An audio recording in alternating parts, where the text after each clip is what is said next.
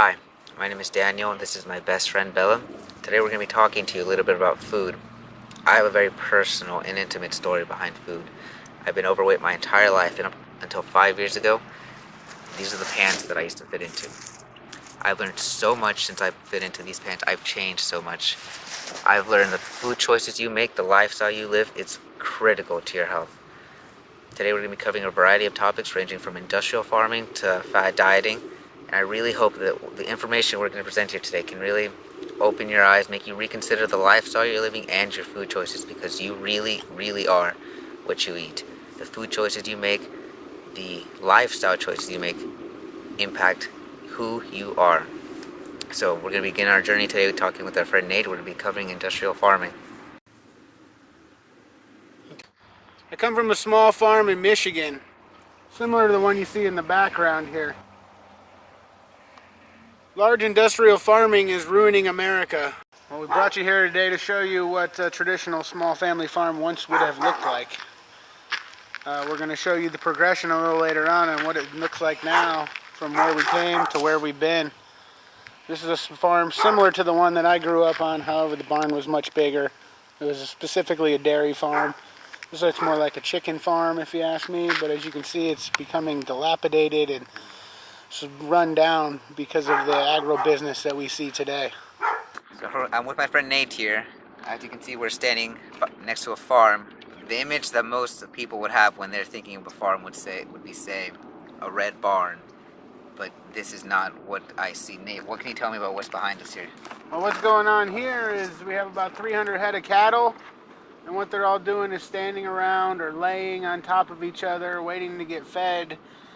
California likes to project images of happy cows. However, I don't know about you, but you see any happy cows over there? No. Everything is massed together. It smells terrible around here. Oh man, if only everybody It looks could smell. terrible. Yes, sir. Yes, sir. It's unfortunate how we're slowly evolving into more and more production and less care about what we're actually putting into our bodies. Farms like this bring up extreme environmental risk as well as human health concerns as far as what we're eating. Well, do you mind telling me about how farming started off in the past and now what is the current situation that we have now? I brought you here today to show you the gradual progression from once what was a small factory farm to now how farming is run today. A factory farm, as you can see, has cows everywhere. If you could smell the manure that we're smelling right now, you would almost be disgusted. The idea that eventually you will come to eat these cows that are laying in their fecal matter don't seem to be living very happy lives. The bottom risk being money. Money. It's all about money. These farms produce so much field runoff that they oftentimes contaminate local rivers and streams, killing wildlife. The feed that we feed our cattle nowadays is not their natural food. Cattle typically eat, grass. They graze in fields. They eat hay. What these farms are typically feeding is a little bit of hay mixed in with a lot of corn. Corn is definitely not part of the diet, and it leads to E. coli in many animals, which in turn goes to the processing plants and then is incorporated into our diet. And many people get sick and die, and you often hear on the news, E. coli, E. coli, E. coli. As you've said, we've witnessed an evolution from small community farms, small-time farmers to this very large industrialized farming. It's brought up... This typically being a smaller farm than what the really, really big industrial farms are. There's, like I said, there's probably 300 head of cattle. There's farms with thousands, tens of thousands of cattle. Could you imagine how much waste is produced by those? How much methane gas? How much runoff? How much disintegration of health?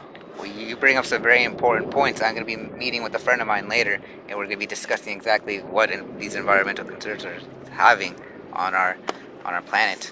I appreciate your time to speak with me today. Thank you very much. Hey, Bobby, how you doing? Hey, how's it going, Daniel? Good. So, I see we're out here. This place is absolutely dry. It's barren. It's a wasteland. What are we doing out here? Well, you are right. This is a wasteland.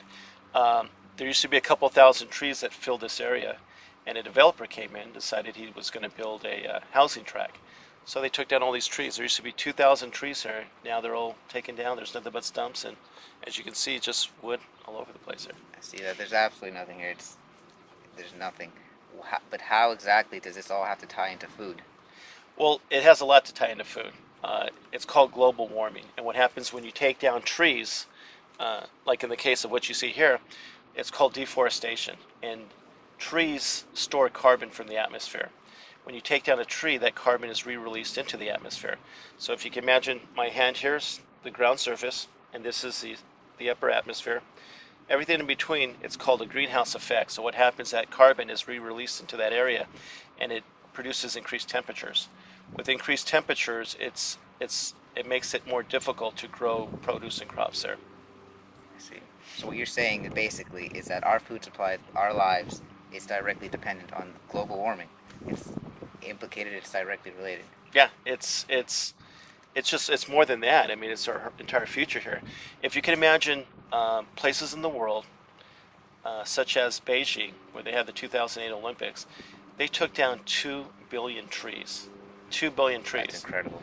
And they're trying to rebuild it back. Well, what happened is that area became a desert, and you can't grow any crops there. The farmers, they're all gone. There's no more farmers in that region of the world. So it became a desert, became barren, and all that sand started blowing into Beijing.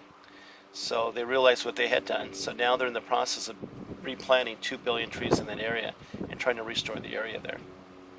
The startling image of our future. We are what we eat. Food is very important. Literally. And if you don't do something now in areas such as that where you can't grow produce, another problem that we have is food scarcity. We can't feed our planet. A country like China, where it's 1.8 billion people, they don't have enough food to feed themselves. So it is a big problem. You're right. It's terrifying. Bobby, I appreciate your time. I appreciate you coming out here to meet me. Thank you. Well, thank you for having me, Dan. Where are you going to go next? My friend Nick actually invited me down the road to meet him at the Menifee Farmers Market, so we're going to go see what he has to talk to us about. Cool. Have fun. Thank you. So I'm down here at the Menifee Farmers Market on the Mount San Jacinto College campus. I asked my friend Nick to meet me down here. Hey Daniel, how are you doing? Hey Nick, how are you doing? Doing well. So Nick, what exactly are we doing here? Well, I asked you down here today because I wanted to educate you a little bit about GMOs. Okay, and what exactly can you tell me about GMOs? Well, Daniel, the term GMO refers to genetically modified organisms. Basically what that means is that scientists have figured out how to alter the DNA structure of an organism in order to change its traits. For example, crop plants are modified to be herbicide tolerant and pest resistant. Okay, so are there any health risks associated with consuming GMOs? Why, yes, Daniel, there is. I'm glad you asked that. Studies on animals show that when fed GM crops over time, the vital organs in an individual have been altered. Okay, and so what are the effects of GMOs locally? Locally, if you go to your grocery store, most of the produce that you find there will be genetically modified, as well as many of the processed foods that you will buy there will contain genetically modified organisms. And what about the worldwide implications? What are the effects of GMOs worldwide? Well, the United States gives GM crop seeds to impoverished nations so that they might grow crops that may not survive in a certain environment otherwise. So we're here with my friend Jessica from Luma Farms. Luma Farms is a local grower based out of Riverside, California. Hi, Jessica. Hi, welcome to Luma Farms. Check out our produce. Thank you. I'm going to go ahead and try one. Nick, what can you tell me about these fruits? Well, buying your produce from a farmer's market is a great way to avoid eating GMOs as well as supporting your local economy. Nick, this is absolutely delicious. This is a great alternative to GMOs, supporting your local economy. I appreciate your time for coming down here and speaking with me. Yeah, thanks for meeting me down here, Danny. Anytime. Next, we're going to meet up with my friend Sabrina and talk about preservatives. Hi, Sabrina. How are you doing today? Hi, doing well, thank you. Good. So, we've been on this food journey. We've been learning a lot about food. We just finished talking about genetically modified foods. What are you here to talk to us about today? I'm going to talk to you about food preservatives. Okay, food preservatives. Well, first of all, let's start off by discussing what are food preservatives. They're preservatives that are added in canned food, frozen food, and fast food that help the food preventing from spoiling or decaying. Okay, so this food, can you explain to me a little bit about this? Because this doesn't smell very good. No, these are a week old. This is from a major fast food chain. This is just from your typical restaurant. They've been sitting out for about a week now, and if you can see, they still look... Well, these look pretty fresh. Mm-hmm. These are shriveling up, so you can tell these are old. Next to you, we actually have, these are chicken nuggets that have also been sitting out for a week. And, I mean, it all still looks fresh. Yeah, so preventing food from spoiling and decaying, that sounds like a relatively good thing. We don't want our food going bad on us.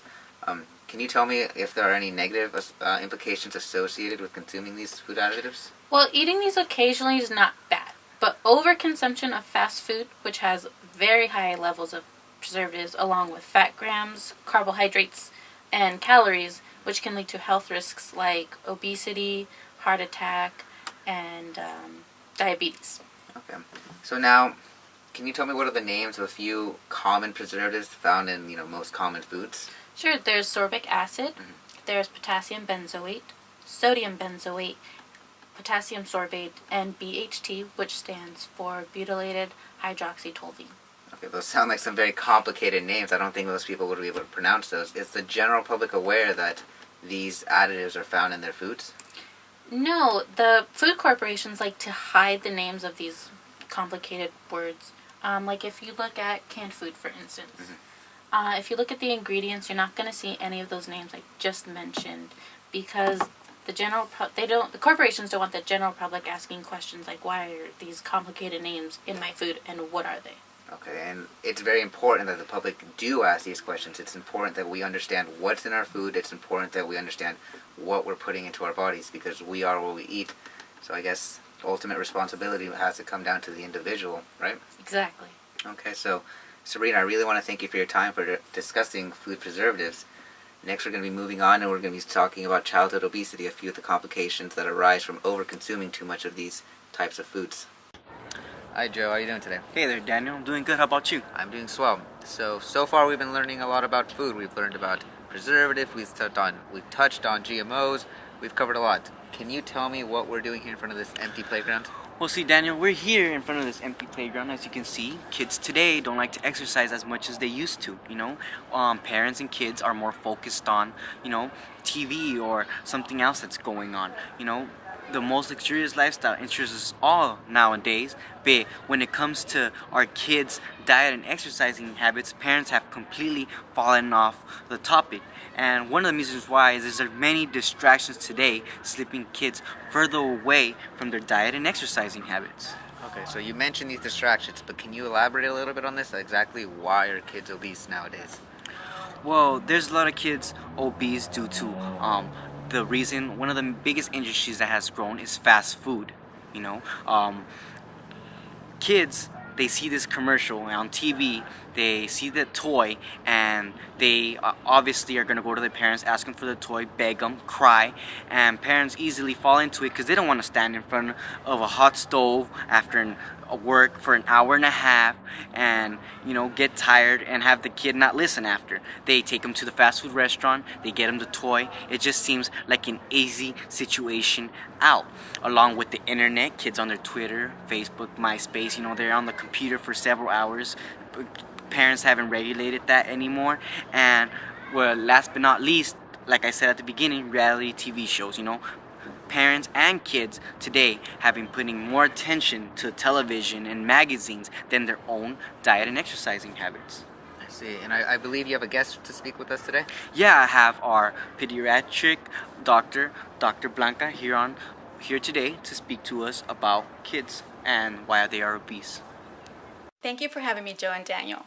I am here today to talk about childhood obesity. Obesity is becoming a major problem in the pediatric population. More and more children are labeled obese because they are weighing greater than 95th percentile in their age group. Obesity is caused by a variety of reasons. One of the reasons is that genetics plays a big role in that factor, along with what they are eating. And it's not so much what they're eating, it's the quantity of what they eat. More and more children are eating fast foods on a daily basis due to both parents working, and it's much easier to go out and purchase fast foods than making homemade meals. They're not only eating fast foods, but they're eating large quantity of it. That including, along with junk food, candies, sodas. Another thing is that there is lack of